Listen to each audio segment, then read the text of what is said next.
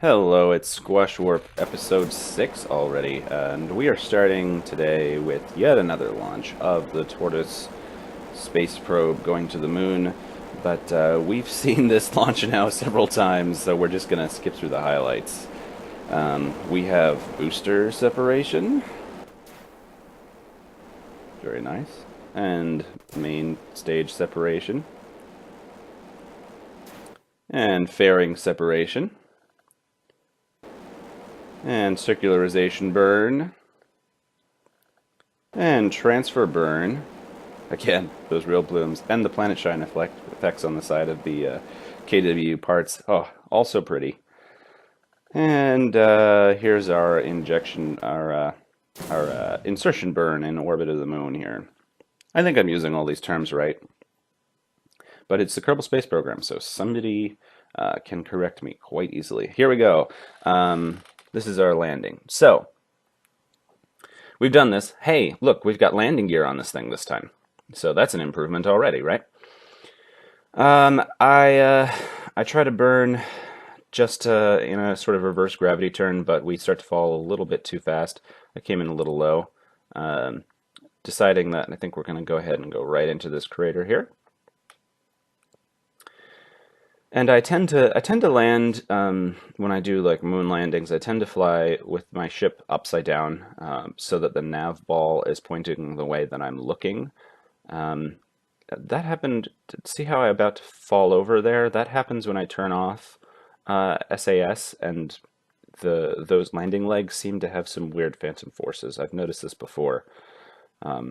Maybe it's a suspension lock. I don't know what I'm supposed to do to make those landing gear stay stable. So luckily we have SAS.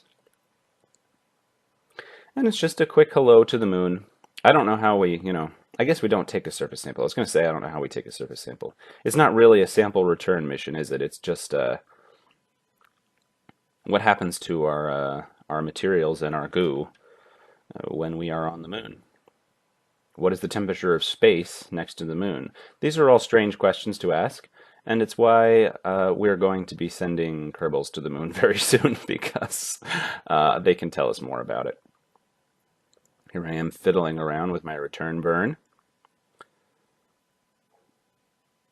And precise node or other similar maneuver node editing software is a must-have for people who get really perfectionistic about, that's not a word, profession, but whatever the word would be. I become very obsessed with getting that perfect altitude on the first burn, which is funny because I usually either underburn or overburn when I actually do the maneuver, so I usually have to correct it anyway. Case in point, yeah, a little bit of adjusting there. So I could have just set up when the burn was going to be, but that's fine. We build a little alarm for ourselves and then realize that it's time to switch over to the little turtle craft that we launched on our space plane. So this thing has made it out to the space beyond Kerbin's sphere of influence. So this probe has now gone further than any before, and we're getting all kinds of scientific information about the nature of space outside of Kerbin's sphere. Essentially, it's like space inside Kerbin's sphere, except there's less Kerbin in it. So we switch back to Tortoise 3. And there's not really, there's nothing different about this craft other than the landing gear from the first two. And also the fact that I was paying more attention. I mean, perhaps I added a decoupler, like I had been saying. I added a decoupler on top of the fairing base so that I could just stage it instead of right-clicking and getting myself all confused. So we finally get to see this return stage in action. I've been excited about this, and as I think I've mentioned, I don't actually know if it'll work. So we're gonna ditch the rest of the spacecraft, and all the science goes up in puffs of smoke and flame. But hey, look at this thing! Oh, whoa! Our little atmospheric entry device is just I don't know. I feel like we need Superman music here. Some John Williams theme. Coming in over the clouds in a big ball of flame. And yeah, by 25 kilometers, we've already decelerated. And I'm cutting through some of this landing maneuver because once we make it through and we have our transmission, it's just a matter of watching it float slowly back to Kerbin. And hey, we finally recovered one of these things, which gives us lots of excitement. I must have cut out or failed to capture this video. Remember the crocodile probe, which had been scanning the moon? Well, a while back, it was done scanning the moon. I put it on a escape trajectory from the moon and sent it out on a rendezvous towards Minmus. And it's been taking the last like 3 weeks to go out there. Maybe it hasn't been that long. And this is just a little correction burn that I want to do so that we can come in out at Minmus. We're going to scan Minmus if we have enough fuel, which I think we're going to have more than that. We could probably go and, well, I don't know if we could scan anywhere else, but we could probably land on Minmus if we had any science to do there. And now, as all of his Kerbal friends watch from the control tower, Dudrin Kerbin and also Albo are launching on a new space plane. This is Galahad Mark II. It is like our original space plane, except scaled up in every way. And as you can see, we're using a different launch setup, a little bit more like the Space Shuttle in real life, except we've got dual booster tanks, and we had 4 solid rocket boosters. This is the lazy way of doing the Space Shuttle type of design, because you don't have to balance your thrust and your center of mass. You can just put the main engines in the middle and put the extra tanks and the booster rockets all around it.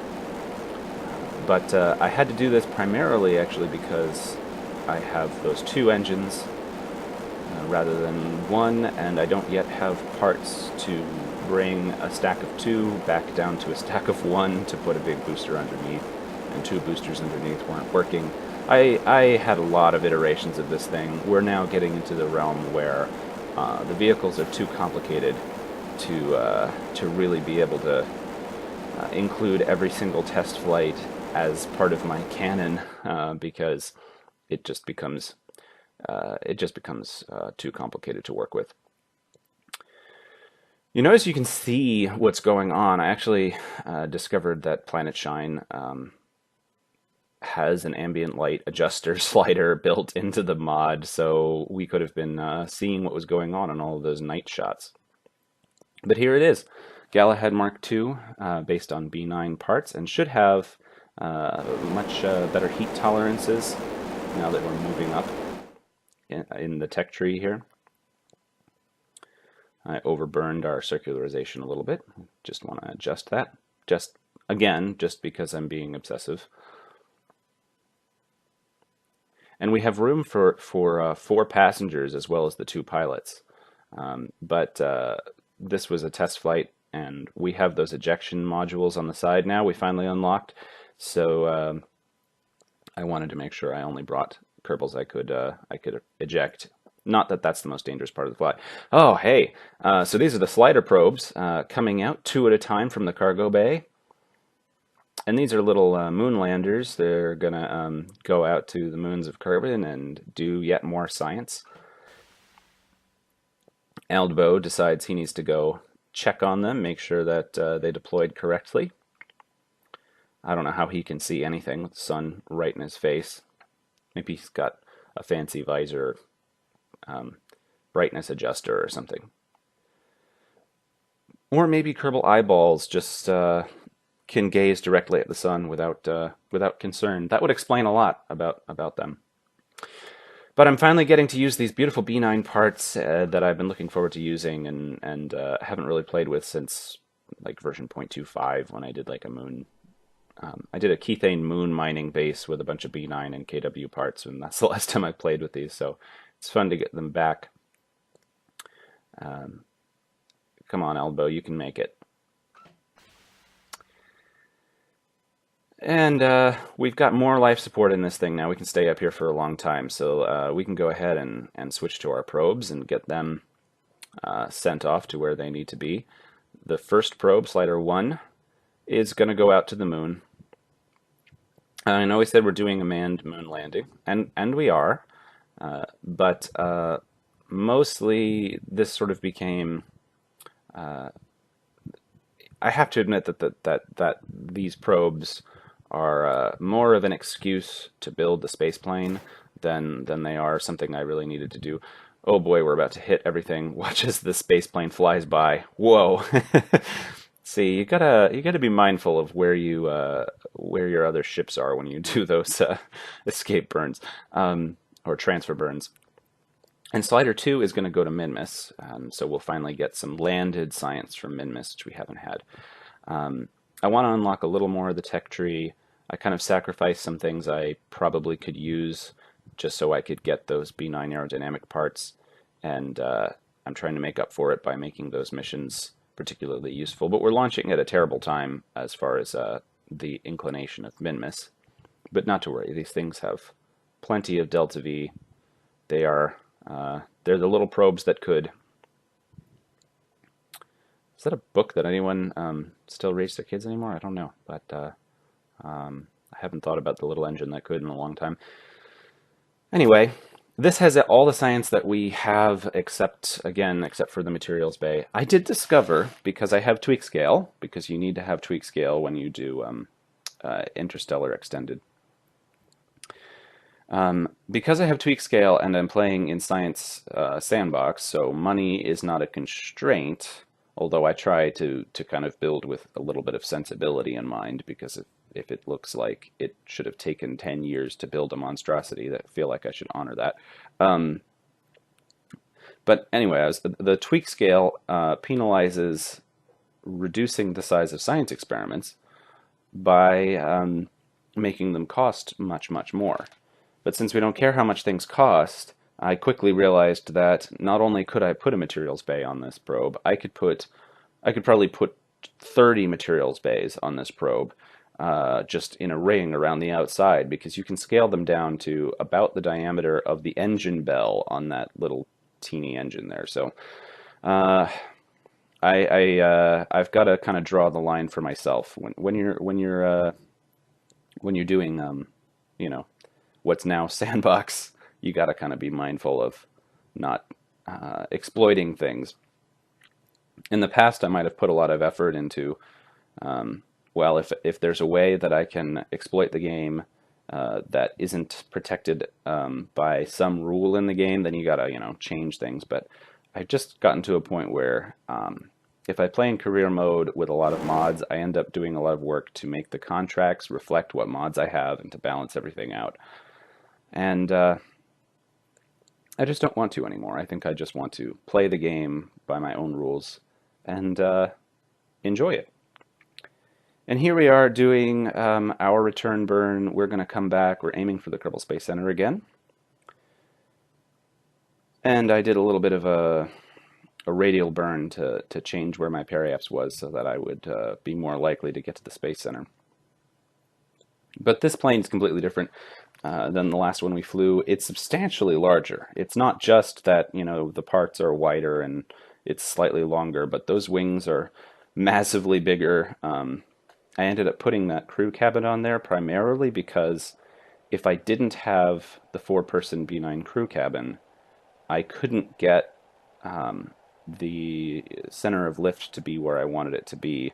Oh boy, we're experiencing some major overheating on our control surfaces. At this point, I'm starting to get very concerned because it's not so much that our cockpit is going to overheat. We have pretty high heat tolerance on the cockpit, and we're not seeing any gauges, which is the main reason that I wanted to switch over to the B9 parts. But if we lose the control surfaces, or the wings even, then we won't have any control going into the atmosphere, and that might put us in a position where the cockpit overheats. So Dudrin is pulling up as hard as he can. Statuel's probably back at mission control biting her nails if Kerbals have nails. I don't know if Kerbals have nails. Not admitting how concerned she is. But we make it through. We make it through. But here's the thing. We made it through that dense part of the atmosphere without doing a skip. I don't know what happened exactly, but we never reached that point where in the previous flight we actually bounced off the atmosphere. But we never actually achieved that this time. So that means that we're coming up considerably short of the Kerbal Space Center, but we're going to try to glide to the same continent at least, just to see if I can make it. And now we're going to 2 times time acceleration to watch this landing maneuver here.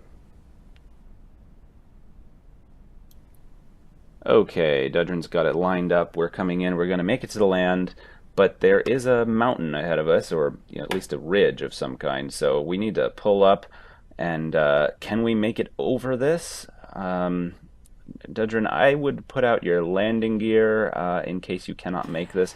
You're killing all of your landing speed. Wow. Almost touched down on the top of the ridge. Deploy the parachutes. And why was I worried? Dudrin's a professional. After that landing in the crags at the ice caps, I should not doubt him. And now we're doing a victory slide. Perhaps we have landed on a sand dune, because we are in the desert now. And, well, that's Elbow's cue to do some science, because, hey, this is a new biome. We can actually get some science points from this. I totally planned this. This was absolutely the whole point of that failed attempt to get back to, aiming at the Space Center, but actually ending up here. Totally intentional, right?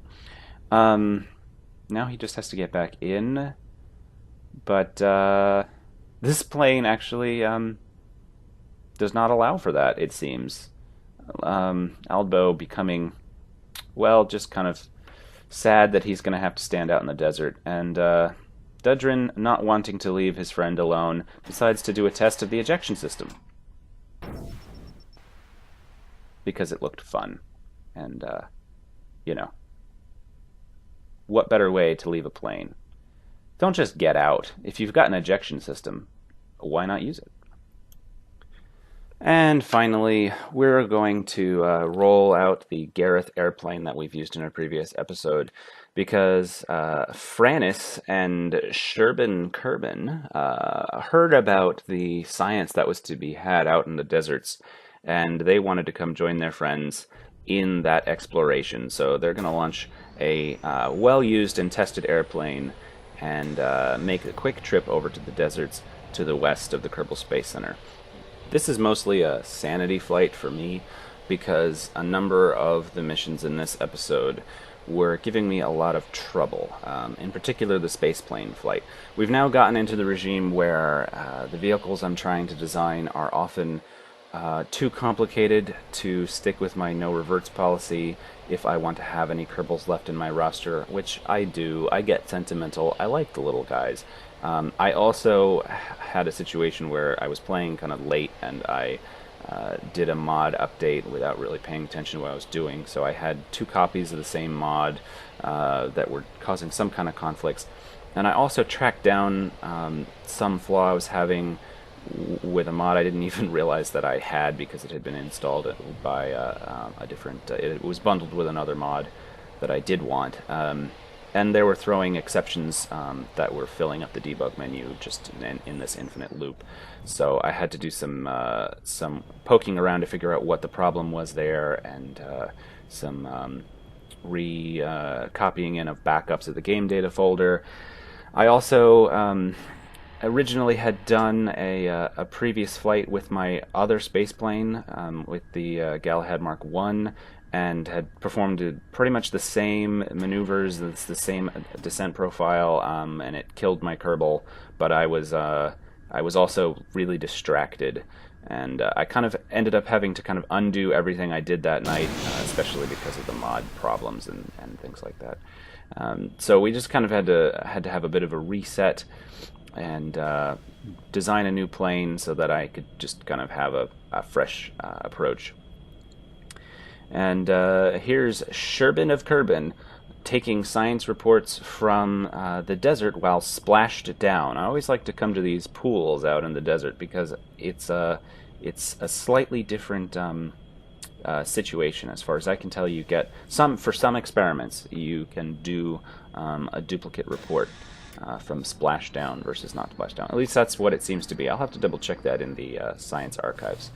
And then with a little bit of jet power, we just push ourselves up onto the bank of this oasis here, and we will be returning to Frannis and Sherbin of Kerbin in a future episode to bring them home quickly, because there's nowhere else for them to go, really. Badlands are too far away, and we'll go there in a more capable vehicle in the future. Thank you for watching SquashWarp, and I will see you next time.